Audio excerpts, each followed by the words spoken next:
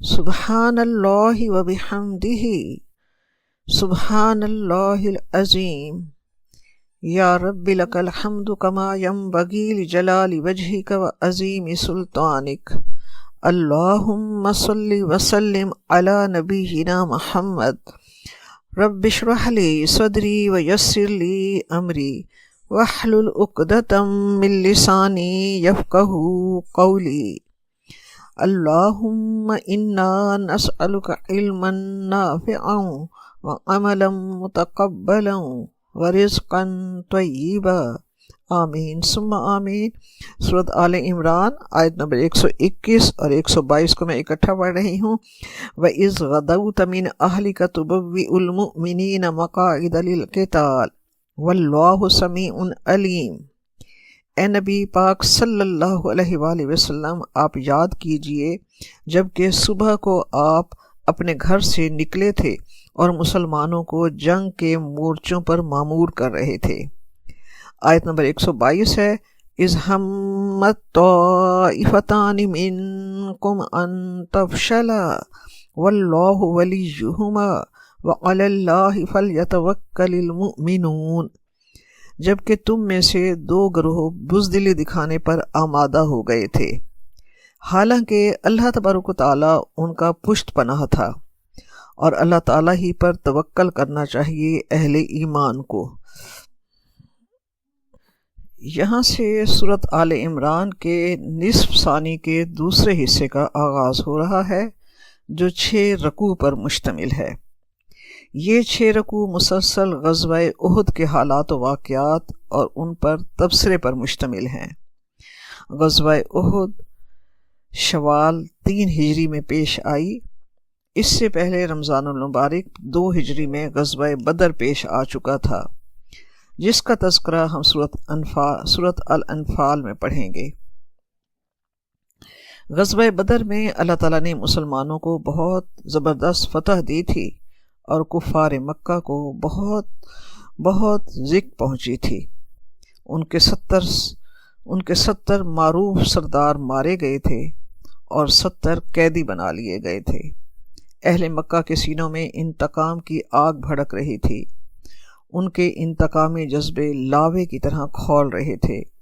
चुनाची 1 साल के अंदर अंदर उन्होंने पूरी तैयारी की और वो तमाम साजो सामान जो वो जमा कर सकते थे उन्होंने मुसलमानों से इंतकाम लेने के लिए जमा किया।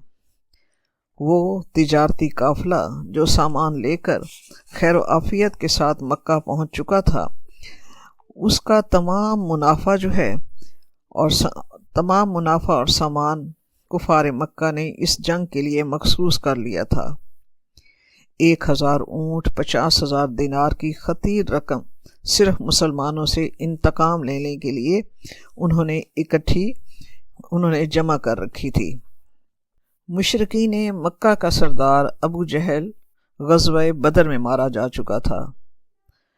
अब मुशरिकीन मक्का का सबसे बड़ा सरदार अबू सुफियान था।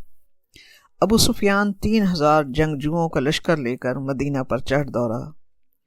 अहले मक्का को अपनी फतह यकीनी बनाने के लिए इस दफ़ा अपने बच्चों और ख़ास तौर पर ख़वातीन को भी साथ लिया, ताकि उनकी गैरत बेदार रहे कि अगर कहीं मैदान में हमारे कदम उखड़ गए तो हमारी औरतें मुसलमानों के कब्ज़े में चली जाएंगी। अबू सुफियान की बीवी हिंदा बिनते उतबा भी लश्कर के हमरा थी। ग़ज़वा बदर में हिंदा का बाप, भाई और चचा मुसलमानों के हाथों वासिले जहन्नुम हो चुके थे, लिहाजा उसके सीने के अंदर भी इंतकाम की आग भड़क रही थी। मक्का का शायद ही कोई घर बचा हो जिसका कोई फर्द ग़ज़वा बदर में मारा ना गया हो। हर घर में मातम था, इसलिए वो इंतकाम की आग के शोले उनके अंदर भड़क रहे थे और वो पूरी तैयारी और पूरे जोश के साथ और मुसलमानों से इंतकाम की पूरी शिद्दत के साथ वो ग़ज़वा उहद के लिए तैयार होकर निकल खड़े हुए। آپ صلی اللہ علیہ وآلہ وسلم نے جمعۃ المبارک کی نماز کے بعد مالک بن عمر کے جنازے کی نماز پڑھائی، اور اس کے بعد آپ صلی اللہ علیہ وآلہ وسلم نے مجلس مشاورت منعقد فرمائی کہ اس 3000 کے لشکر کے مقابلے کے لیے کیا حکمت عملی اختیار کی جائے۔ آپ صلی اللہ علیہ وآلہ وسلم کی اپنی رائے یہ تھی کہ مدینہ ہی میں رہ کر مقابلہ کیا جائے۔ عجیب اتفاق ہے کہ رئیس المنافقین عبداللہ بن ابی کی بھی یہی رائے تھی۔ رائے چائے ایک جیسی تھی، مگر نیت اور اخلاص میں بہت فرق تھا۔ دوسری طرف مدینہ منورہ کے جو شیلے نوجوان جو جنگ بدر میں شمولیت سے رہ گئے تھے، ان کے اندر شوق شہادت کا جذبہ اس قدر بھرپور تھا کہ وہ مسلسل اصرار کر رہے تھے کہ مدینہ سے باہر نکل کر میدان میں ڈٹ کر دشمن کا مقابلہ کیا جائے۔ ہمیں تو شہادت درکار ہے، موت سے کیا ڈرنا۔ آپ صلی اللہ علیہ وآلہ وسلم نے ان کے جذبات کا لحاظ فرما کر فیصلہ صادر فرمایا کہ مدینہ سے باہر نکل کر مقابلہ کیا جائے۔ چنانچہ آپ صلی اللہ علیہ وآلہ وسلم 1000 کی نفری لے کر مدینہ سے جبل احد کی جانب آپ صلی اللہ علیہ وسلم نے کوچ فرمایا، لیکن راستے ہی میں عبداللہ بن ابی اپنے 300 آدمیوں کو ساتھ لے کر یہ کہہ کر واپس چلا گیا کہ جب ہمارے مشورے پر عمل نہیں ہوتا اور ہماری بات نہیں مانی جاتی تو ہم خام خواہ اپنی جانیں جوکھوں میں کیوں ڈالیں۔ 300 منافقین کے چلے جانے کے بعد اسلامی لشکر میں صرف 700 افراد باقی رہ گئے، جن میں کچھ کمزور ایمان والے بھی تھے۔ چنانچہ احد کے دامن میں پہنچ کر مدینہ کے 2 خاندانوں بنو حارثہ اور بنو سلمہ کے قدم بھی تھوڑی دیر کے لیے ڈگمگائے۔ انہوں نے واپس لوٹنا چاہا، لیکن اللہ تبارک و تعالیٰ نے ان کے دل مضبوط کیے، انہیں حوصلہ دیا اور ان کے قدم جما دیے۔ اذ ہمت طائفتان منکم ان تفشلا، اس میں اسی کا ذکر ہے کہ بنو حارثہ اور بنو سلمہ کے قبیلوں کے دل بھی اس وقت گھبرائے کہ ہم بھی لوٹ چلیں کہ مسلمان تعداد میں بہت کم ہیں۔ تو اللہ تبارک و تعالیٰ نے یہ آیت نازل کی، آیت نمبر 122، کہ رب کریم نے ان کی ہمت بڑھائی اور رب کریم نے ان کے قدم مضبوط کیے۔ حضرت جابر بن عبداللہ رضی اللہ تعالیٰ عنہ فرماتے ہیں کہ یہ آیت نمبر 122 ہمارے بارے میں نازل ہوئی ہے، یعنی بنو حارثہ اور بنو سلمہ قبیلے کے بارے میں نازل ہوئی ہے۔ یہ سچے مسلمان تھے، اللہ تعالیٰ نے ان کے دلوں کو مضبوط کیا۔ وہ کہتے ہیں کہ یہ حضرت جابر بن عبداللہ رضی اللہ تعالیٰ عنہ فرماتے ہیں کہ گو اس آیت میں ہماری ایک کمزوری کا بیان ہے، لیکن ہم اس آیت کو اپنے حق میں بہت بہتر جانتے ہیں، کیونکہ اس میں اللہ تبارک و تعالیٰ نے فرمایا ہے کہ اللہ ان دونوں کا ولی ہے اور مومنوں کو اللہ تعالیٰ ہی پر بھروسہ کرنا چاہیے۔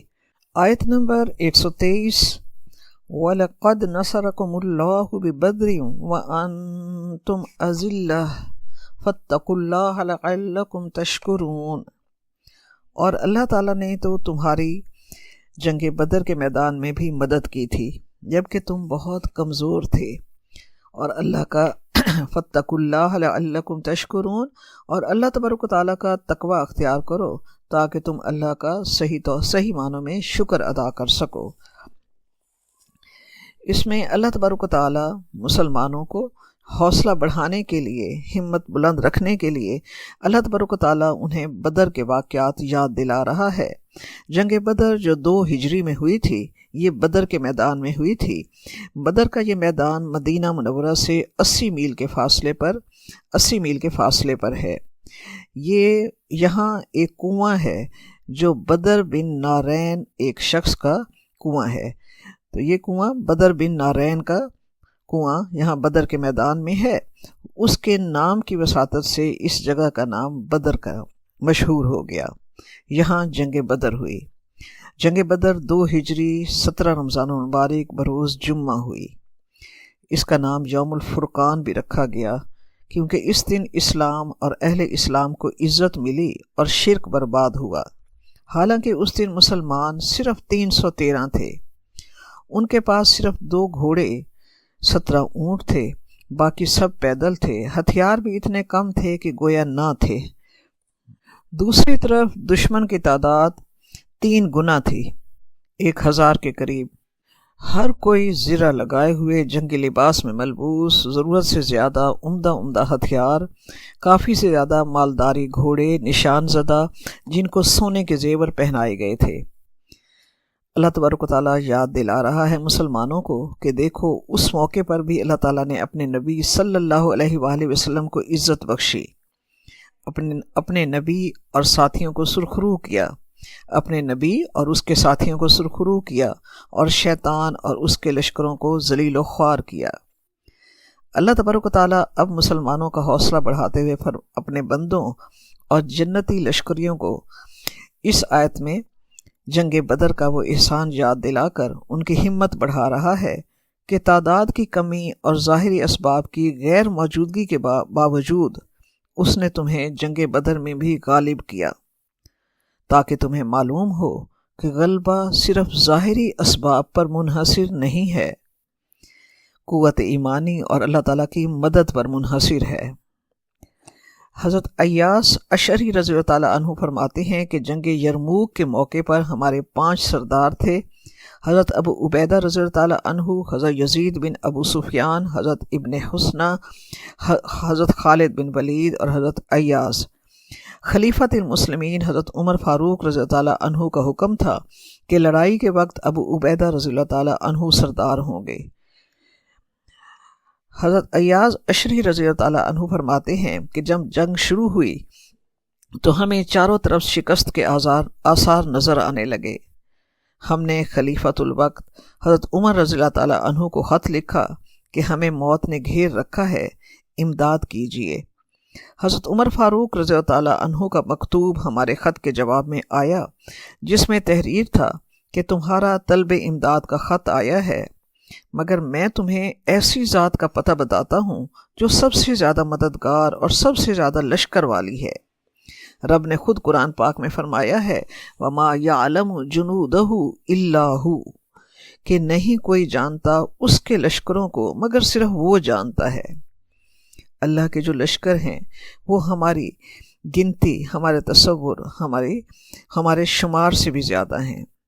تو انہوں نے لکھا کہ وہ ذات اللہ تبارک و تعالیٰ کی ہے جس کے لشکر سب سے زیادہ ہے، جس نے اپنے بندے اور اپنے رسول حضرت محمد صلی اللہ علیہ وآلہ وسلم کی مدد بدر والے دن کی تھی۔ انہوں نے لکھا کہ بدری لشکر تو تم سے بہت ہی کم تھا، اس لیے میرا خط ملتے ہی جہاد شروع کر دو، اب مجھے خط نہ لکھنا، کچھ نہ پوچھنا۔ وہ فرماتے ہیں کہ اس خط سے ہماری جرتیں بڑھ گئیں، ہمتیں بلند ہو گئیں، ہم نے پھر جم کر لڑنا شروع کیا۔ الحمدللہ دشمن کو شکست ہوئی، وہ بھاگے، ہم نے 12 میل تک ان کا تعاقب کیا اور بہت سارا مال غنیمت ہمیں ملا۔ رب کریم یہی فرما رہا ہے کہ فاتقوا اللہ لعلکم تشکرون، تم بھی دل میں اللہ تعالیٰ کا تقوی رکھو تاکہ تم صحیح معنوں میں اس کا شکر ادا کر سکو اور اس کی اطاعت گزاری کر سکو۔ آیت نمبر 124، اذ تقول للمؤمنین الن یکفیکم ان یمدکم ربکم بثلاثۃ آلاف من الملائکۃ منزلین۔ اے نبی صلی اللہ علیہ وآلہ وسلم، جب آپ فرما رہے تھے اہل ایمان سے کہ کیا تمہارے لیے یہ کافی نہیں ہے کہ تمہارا رب تمہاری مدد کرے 3000 فرشتوں سے جو آسمان سے اترنے والے ہوں گے۔ آیت نمبر 125 کو ساتھ لیں گے، بلا ان تصبروا وتتقوا ویأتوکم من فورہم ھذا یمددکم ربکم بخمسۃ آلاف من الملائکۃ مسومین۔ کیوں نہیں اے مسلمانوں، اگر تم صبر کرو گے اور تقوی کی روش اختیار کرو گے اور اگر وہ فوری طور پر تم پر حملہ آور ہو جائیں تو تمہارا رب تمہاری مدد کرے گا 5000 فرشتوں کے ذریعے سے جو نشان زدہ گھوڑوں پر آئیں گے۔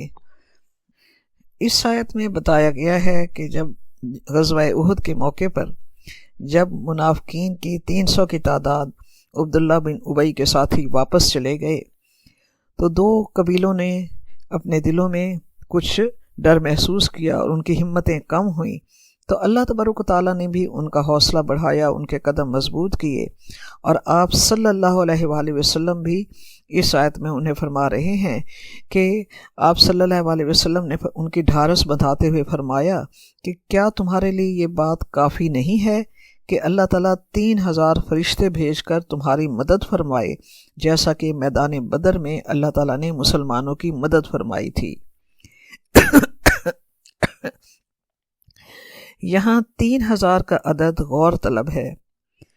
300 منافقین کے واپس چلے جانے سے جب کچھ مسلمان کم ہمت ہو رہے تھے تو اللہ تعالیٰ نے فرمایا کہ اللہ کو قدرت حاصل ہے کہ ان 300 کی جگہ 3000 فرشتوں سے وہ تمہاری مدد کرے۔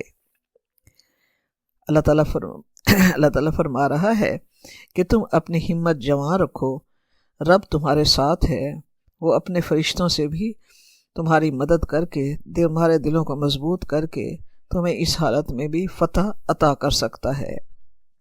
آیت نمبر 125 میں اللہ تعالیٰ فرما رہا ہے کہ اے مسلمانوں، اگر تم صبر کرو گے اور تقوی کرو گے اور دشمن تم پر اپنے پورے جوش کے ساتھ چڑھ آئیں تو اللہ تبارک و تعالیٰ بھی تمہاری مدد 5000 فرشتے نشان زدہ فرشتوں سے تمہاری مدد کرے گا۔ یہ آیت اس موقع پر نازل ہوئی کہ ابھی جنگ شروع بھی نہ ہوئی تھی کہ یہ افواہ پھیل گئی کہ قرظ بن جابر بہت بڑا لشکر لے کر مشرکین مکہ کی مدد کے لیے پہنچ رہا ہے۔ اس افواہ سے مسلمانوں میں مزید اضطراب پھیل گیا۔ اس وقت اللہ تبارک تعالیٰ نے مسلمانوں سے فرمایا کہ اگر کفار کو ہنگامی طور پر مدد مل جانے سے تم ڈر رہے ہو تو اللہ تعالیٰ بھی تو تمہارے ساتھ ہے۔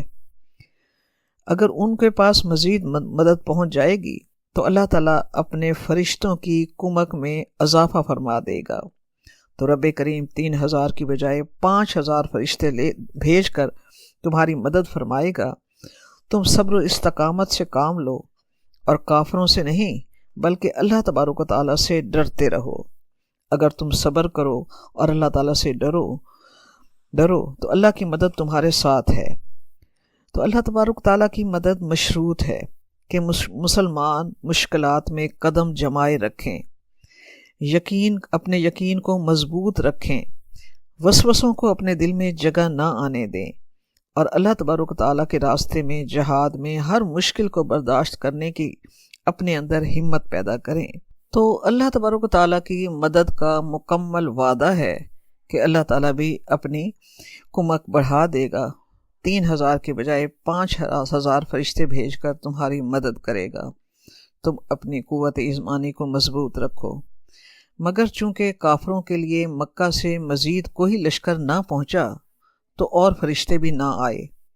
البتہ 1000 فرشتے کی میدان بدر میں شرکت جو ہے وہ قرآن پاک سے ثابت ہے اور صحیح احادیث سے بھی ثابت ہے۔ اس قدر روایات صحیح احادیث کی ہیں جو تواتر کو پہنچتی ہیں کہ میدان بدر میں اللہ تبارک تعالیٰ نے فرشتوں سے مسلمانوں کی مدد کی۔ لیکن جنگ احد میں فرشتوں سے مدد صحیح احادیث سے ثابت نہیں ہوئی۔ بعض کا خیال یہ ہے کہ جنگ احد میں فرشتوں سے مدد کا وعدہ ہوا تھا، لیکن اللہ تعالیٰ کا مدد کا وعدہ مشروط تھا، وَإِن تَصْبِرُوا وَتَتَّقُوا، اگر تم جمے رہو۔ لیکن چونکہ مسلمان میدان چھوڑ کر ہٹ گئے تھے اور نافرمانی کی غلطی ان سے ہوئی تھی، اس لیے یہ فرشتے نازل نہ ہوئے تھے، کیونکہ ان تصبروا وتتقوا کے ساتھ اللہ تعالیٰ نے اس مدد کا وعدہ فرمایا ہے۔ اللہ تعالیٰ کی مدد ہمیشہ متقین اور مومنین کے ساتھ ہوتی ہے۔ آیت نمبر 126، وَمَا جَعَلَهُ اللَّهُ إِلَّا بُشْرَىٰ لَكُمْ وَلِتَطْمَئِنَّ قُلُوبُكُمْ بِهِ وَمَا النَّصْرُ إِلَّا مِنْ عِنْدِ اللَّهِ الْعَزِيزِ الْحَكِيمِ۔ اور اللہ تعالیٰ نے اس کو نہیں بنایا مگر تمہارے لیے بشارت، اور تاکہ تمہارے دل اس سے مطمئن ہوں، ورنہ مدد تو ہونی ہی اللہ تعالیٰ ہی کی طرف سے ہے جو غالب اور حکمت والا ہے۔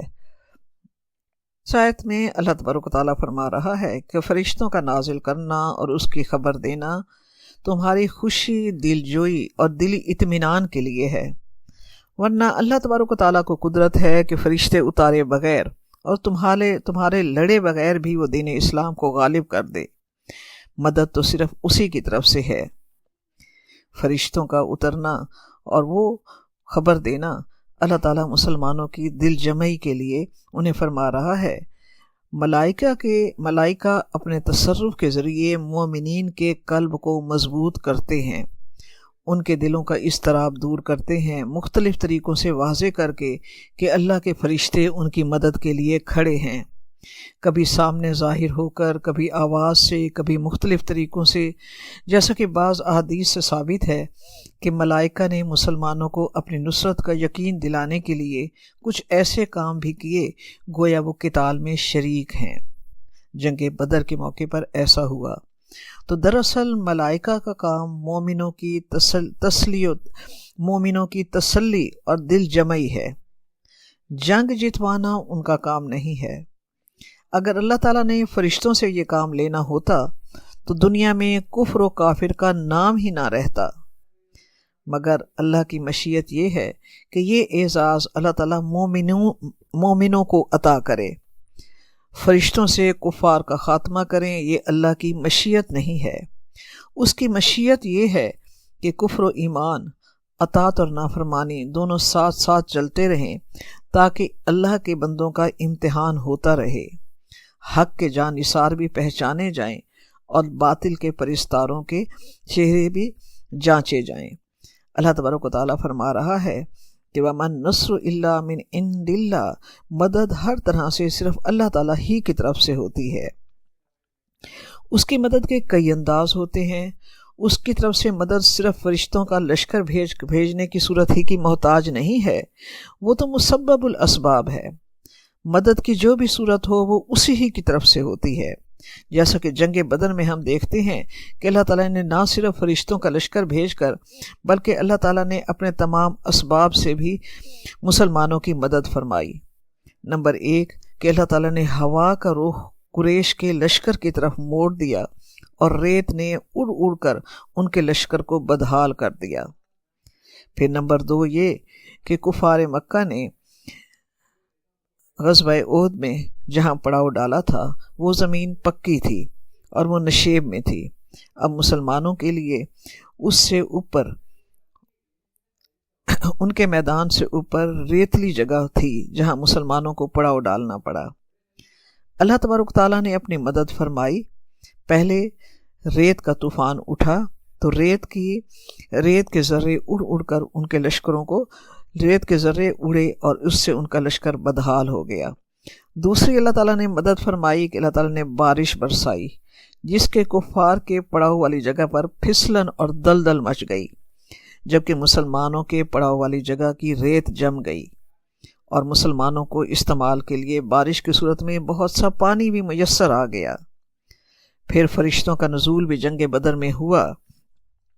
حضرت ابن عباس رضی اللہ عنہ فرماتے ہیں کہ آپ صلی اللہ علیہ وآلہ وسلم نے بدر کے دن فرمایا، یہ جبرائیل آن پہنچے اپنے گھوڑے کا سر تھامے ہوئے اور لڑائی کے ہتھیار لگائے ہوئے۔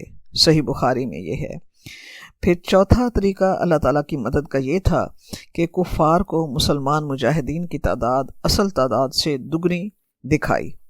اللہ تعالیٰ کی مدد، ہر طرح سے مدد صرف اللہ تعالیٰ ہی کی طرف سے ہے۔ فرشتوں کا اترنا صرف مسلمانوں کی دل جمعی، ان کی تسلی اور دلی اطمینان کے لیے ہے۔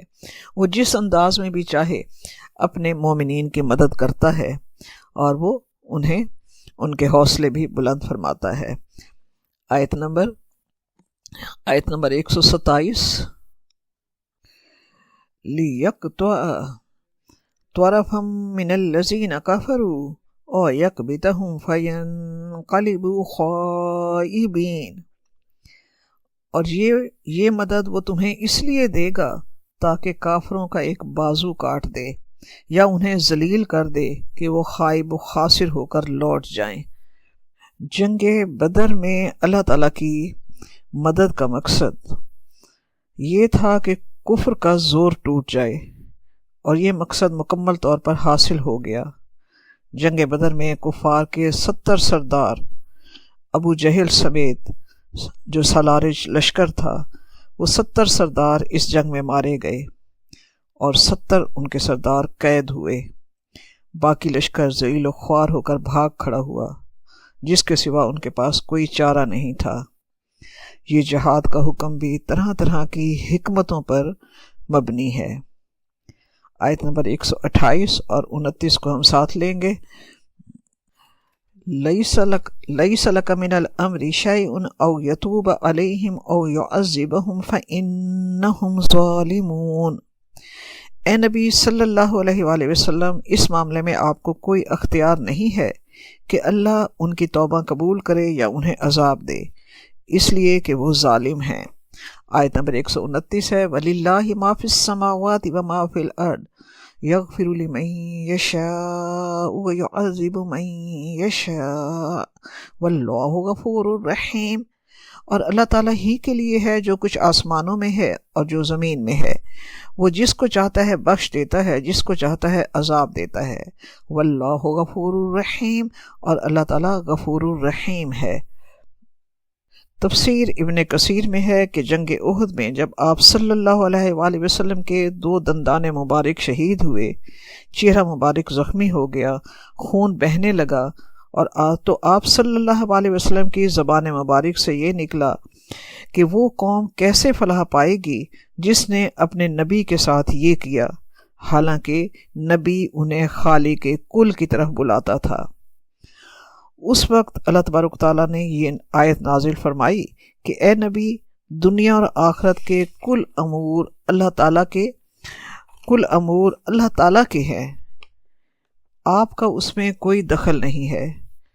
جیسا کہ قرآن پاک میں اللہ تبارک تعالیٰ نے ایک جگہ فرمایا، انما علیک البلاغ وعلینا الحساب، آپ کے ذمے صرف دین حق پہنچا دینا ہے، حساب لینا ہمارے ذمے ہے۔ قرآن پاک میں ایک اور جگہ اللہ تبارک تعالیٰ نے فرمایا، انک لا تہدی من احببت، آپ ہدایت نہیں دے سکتے جسے آپ چاہیں۔ اللہ تعالیٰ ہدایت دیتا ہے، وہ جسے چاہتا ہے ہدایت دیتا ہے۔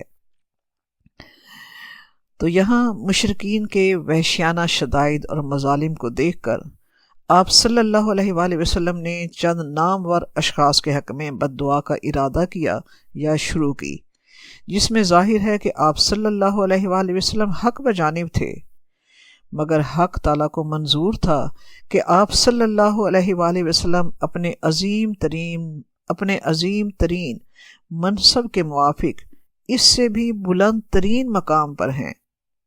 آپ صلی اللہ علیہ وسلم کو جس بات کا حکم دیا ہے، یعنی دعوت، تبلیغ اور جہاد، آپ صلی اللہ علیہ وسلم وہ کرتے جائیں، باقی ان کا انجام اللہ تبارک و تعالیٰ کے حوالے کر دیں، اس کی جو حکمت ہے وہ کرے گا۔ آپ صلی اللہ علیہ وسلم کی بد دعا سے ہلاک وہ کر دیے جاتے، لیکن اللہ تعالیٰ جانتا ہے کہ اس کی جگہ یہ زیادہ بہتر نہیں ہے کہ انہی دشمنان اسلام میں سے اسلام کے محافظ اور آپ صلی اللہ علیہ وسلم کے جاں نثار عاشق اٹھا کھڑا کرے۔ چنانچہ اللہ تبارک تعالیٰ نے یہی کیا کہ غزوہ احد میں جو مشرکین مکہ کے لشکر میں تھے، اللہ تعالیٰ نے ان میں سے کتنے ہی اسلام کے جاں نثار آپ صلی اللہ علیہ وسلم کے قدموں میں لا ڈالے، جو اسلام کے لیے سچے محافظ بن گئے۔ اس لیے رب کریم نے فرمایا کہ بندہ کو اختیار نہیں ہے اور نہ ہی اس کا علم محیط ہے، اللہ جو چاہے وہ کرے، وہ چاہے تو انہیں ہدایت دے، چاہے تو انہیں عذاب دے۔ اصل میں حق جل شانہ کے 2 انتظامات ہیں، ایک تشریعی اور دوسرا تکوینی۔ تشریعی امور کا تعلق انبیاء کرام سے ہے، اور تکوینی انتظامات کا تعلق ملائکہ سے ہے، یعنی قضاء و قدر کے فیصلے، زندگی، موت، فنا اور قضاء کے فیصلے اللہ تبارک و تعالیٰ کے فرشتوں کے ذمے ہیں۔ آپ صلی اللہ علیہ وسلم کا بد دعا کرنا اسباب شرعیہ ہی کی بنیاد پر تھا، مگر چونکہ قضاء و قدر میں ان لوگوں کا اسلام لانا طے پا چکا تھا، اس لیے رب کریم نے منع فرمایا۔ آیت نمبر 129 ہے، اللہ تعالیٰ ہی کے لیے ہے جو کچھ آسمانوں اور زمین میں ہے، وہ بخش دیتا ہے جسے چاہتا ہے اور وہ عذاب دیتا ہے جسے وہ چاہتا ہے، اللہ تعالیٰ بہت بخشنے والا اور رحم کرنے والا ہے۔ یعنی اللہ تعالیٰ ہی کی ملک ہے جو کچھ آسمانوں میں اور زمین میں ہے، وہ پوری مکمل قدرت رکھتا ہے کہ جس کو چاہے بخش دے، یعنی اسے اسلام نصیب کر دے اور اس کی مغفرت ہو جائے، جس کو چاہے عذاب دے، یعنی اسے اسلام کی دولت نصیب نہ ہو اور اس کے لیے دائمی عذاب لکھا جا چکا ہو۔ اللہ تعالیٰ مغفرت کرنے والا، رحم کرنے والا ہے۔ اس لیے آپ صلی اللہ علیہ وآلہ وسلم، اے نبی آپ صلی اللہ علیہ وسلم، آپ بد دعا میں عجلت نہ کیجیے۔ اللہ تعالیٰ کی مشیت ان کے حق میں کچھ اور ہے۔ اللہ تعالیٰ انہی میں سے اسلام کے جانثار اٹھا کھڑا کرے گا۔ ربنا تقبل منا انک انت السمیع العلیم وتب علینا انک انت التواب الرحیم، آمین ثم آمین۔